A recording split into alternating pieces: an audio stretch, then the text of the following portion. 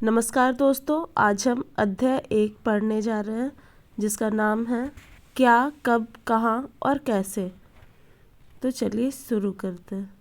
राशिदा का सवाल। राशिदा बैठी अखबार पढ़ रही थी। अचानक उसकी निगाह एक सुर्खी पर पड़ी। 100 साल पहले। वह सोचने लगी कि यह कोई कैसे जान सकता है कि इतने वर्षों पहले क्या हुआ था। कैसे पता लगा है? यह जानने के लिए कि कल क्या हुआ था तुम रेडियो सुन सकते हो, टेलीविज़न देख सकते हो या फिर अखबार पढ़ सकते हो। साथ ही यह जानने के लिए कि पिछले साल क्या हुआ था तुम किसी ऐसे व्यक्ति से बात कर सकते हो जिसे उस समय की स्मृति हो। लेकिन बहुत पहले क्या हुआ था यह कैसे जाना जा सकता है? अतीत के बारे में हम क्या जान सकते हैं? अतीत के बारे में बहुत कुछ जाना जा सकता है, जैसे लोग क्या खाते थे, कैसे कपड़े पहनते थे, किस तरह के घरों में रहते थे। हम आखेटकों, पशुपालकों, कृषकों, शिक्षकों, व्यापारियों, पुरोहितों, शिल्पकारों, कलाकारों, संगीतकारों या फिर वैज्ञानिकों के जीवन के बारे में जानकारियां हासिल कर सकते हैं। यही नहीं, हम यह भी पता कर सकते हैं कि उस समय बच्चे कौन से खेल खेलते थे, कौन सी कहानियां सुना करते थे, कौन से नाटक देखा करते थे या फिर कौन कौन से गीत गाते थे, लोग कहाँ रहते थे। मानचित्र 1 में नर्मदा नदी का पता लगाओ। कई लाख वर्ष पहले से लोग इस नदी के तट पर रह रहे हैं। यहाँ रहने वाले आरंभिक लोग में से कुछ कुशल संग्राहक थे जो आसपास के जंगलों की विशाल संपदा से परिचित थे। अपने भोजन के लिए वे जड़ों, फलों तथा जंगल के अन्य उत्पादों का यहीं से संग्रह किया करते थे। वे जानवरों का आखेट भी करते थे। अब तुम उत्तर पश्चिम की सुलेमान और किरथर पहाड़ियों का पता लगाओ। इसी क्षेत्र में कुछ ऐसे स्थान हैं जहां लगभग 8000 वर्ष पूर्व स्त्री पुरुषों ने सबसे पहले गेहूं तथा जौ जैसे फसलों को उपजाना आरंभ किया। उन्होंने भेड़, बकरी और गाय बैल जैसे पशुओं को पालतू बनाना शुरू किया। ये लोग गांवों में रहते थे। उत्तर पूर्व में गारो तथा मध्य भारत में विंध्य पहाड़ियों का पता लगाओ। ये कुछ अन्य ऐसे क्षेत्र थे जहां कृषि का विकास हुआ, जहां सबसे पहले चावल उपजाया गया। वे स्थान विंध्य के उत्तर में स्थित थे। मानचित्र पर सिंधु तथा इसकी सहायक नदियों का पता लगाने का प्रयास करो। सहायक नदियाँ उन्हें कहते हैं जो एक बड़ी नदी में मिल जाती है। लगभग 4700 वर्ष पूर्व इन्हीं नदियों के किनारे कुछ आरंभिक नगर फले फूले। गंगा व इसकी सहायक नदियों के किनारे तथा समुद्र तटवर्ती इलाकों में नगर का विकास लगभग 2500 वर्ष पूर्व हुआ। गंगा तथा इसकी सहायक नदी सोन का पता लगाओ।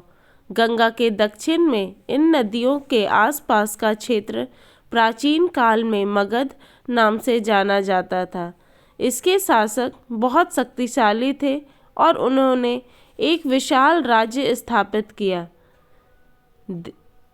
देश के अन्य हिस्सों में भी ऐसे राज्यों की स्थापना की गई थी। लोगों ने सदैव उपमहाद्वीप के एक हिस्से से दूसरे हिस्से तक यात्रा की। कभी कभी हिमालय जैसे ऊंचे पर्वतों, पहाड़ियाँ, रेगिस्तान, नदियों तथा समुद्रों के कारण यात्रा जोखिम भरी होती थी। फिर भी ये यात्रा उनके लिए असंभव नहीं थी।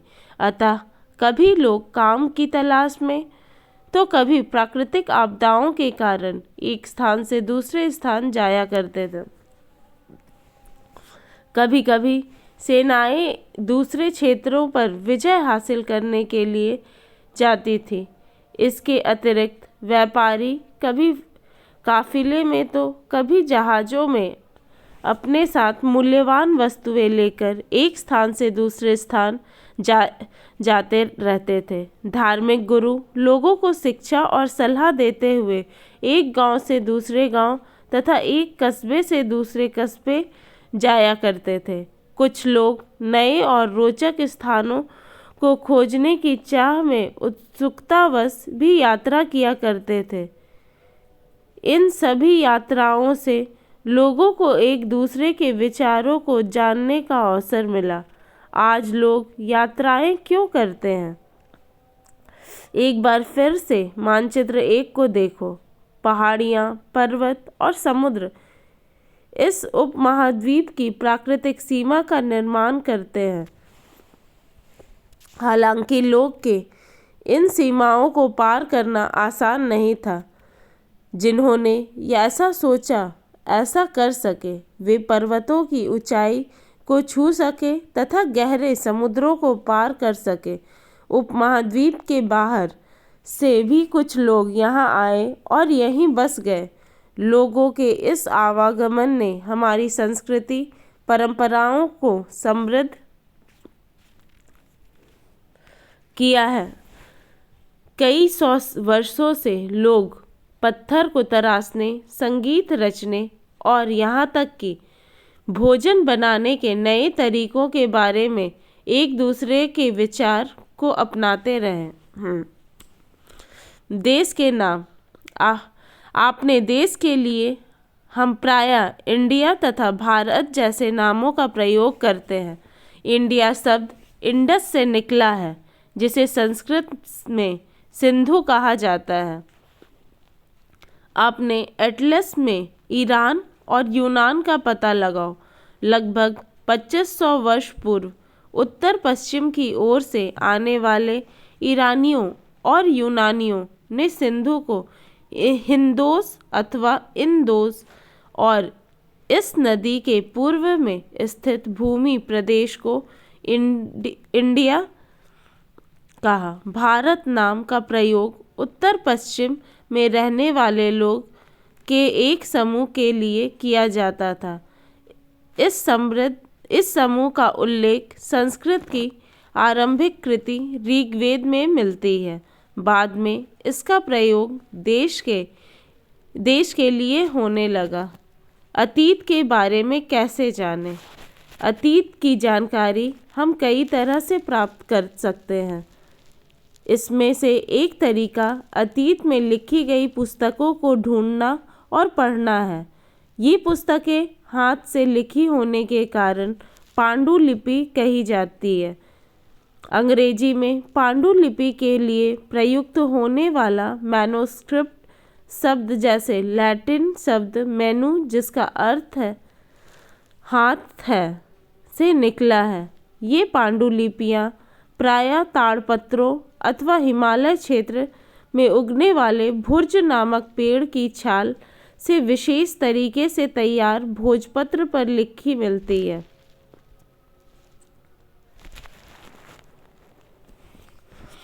इतने वर्षों में इसमें से कई पांडुलिपियों को कीड़ों ने खा लिया तथा कुछ नष्ट हो गई कर दी गई।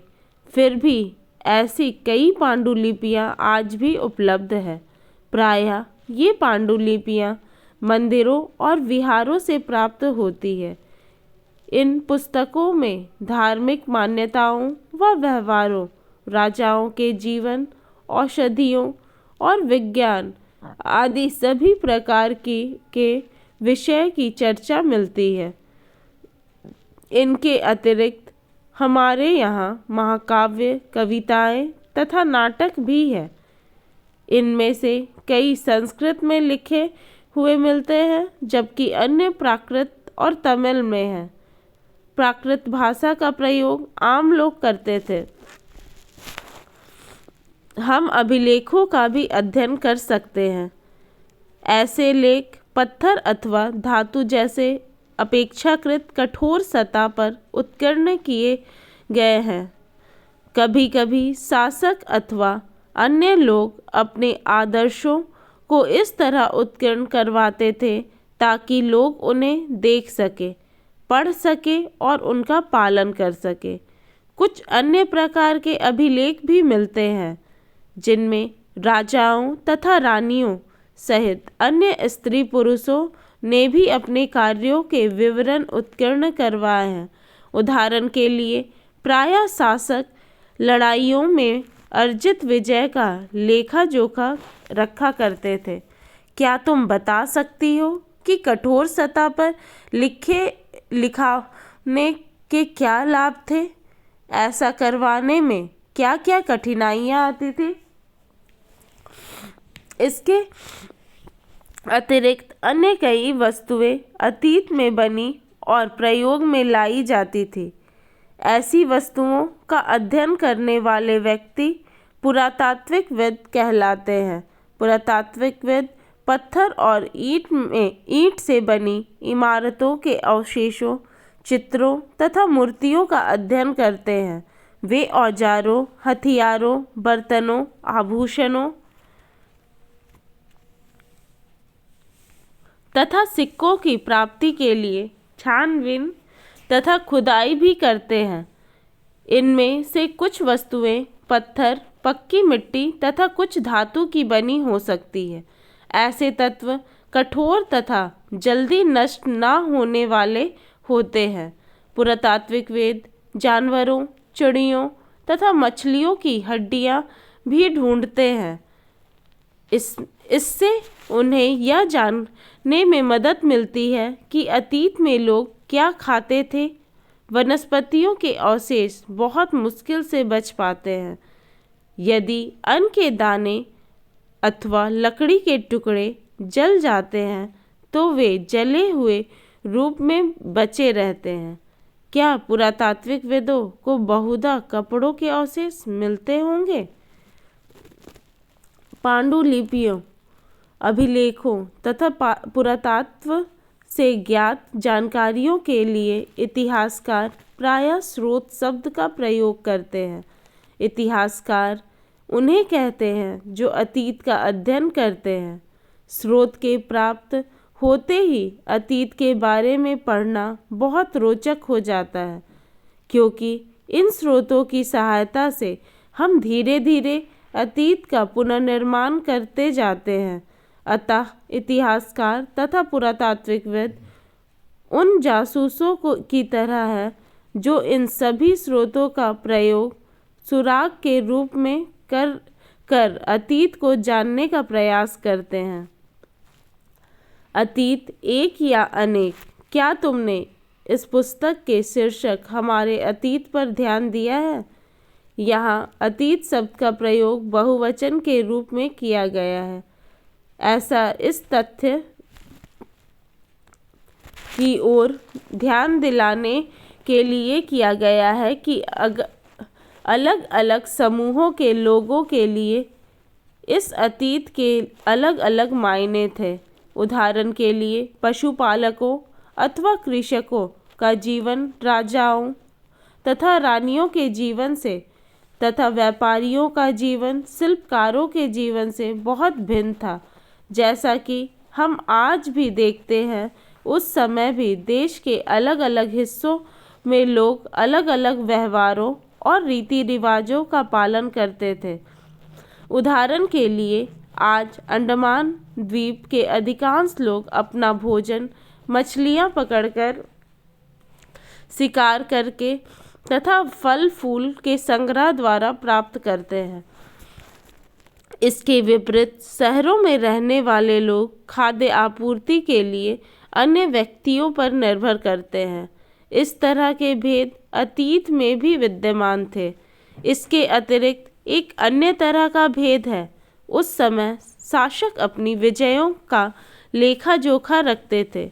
यही कारण है कि हम उस शीर्षकों तथा उनके द्वारा लड़ी जाने वाली लड़ाइयों के बारे में काफ़ी कुछ जानते हैं, जबकि शिकारी, मछुआरे, संग्राहक, कृषक अथवा पशुपालक जैसे आम आदमी प्रायः अपने कार्यों का लेखा जोखा नहीं रखते थे।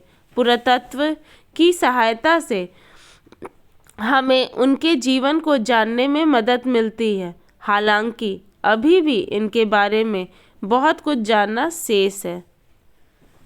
तिथियों का मतलब। अगर कोई तुमसे तिथि के विषय में पूछे तो तुम शायद उस दिन की तारीख, माह, वर्ष जैसे 2000 या इसी तरह का कोई और वर्ष बताओगी। वर्ष की यह गणना ईसाई धर्म प्रवर्तक ईसा मसीह के जन्म की तिथि से की जाती है। अतः 2000 वर्ष कहने का तात्पर्य ईसा मसीह का जन्म 2000 वर्ष के बाद से है। ईसा मसीह के जन्म के पूर्व की सभी तिथियां ईसा पूर्व के रूप में जानी जाती है। इस पुस्तक में हम 2000 को अपना आरंभिक बिंदु मानते हुए वर्तमान से पूर्व की तिथियों का उल्लेख करेंगे। धन्यवाद दोस्तों। प्लीज़ मेरे चैनल को लाइक, सब्सक्राइब और शेयर कीजिएगा।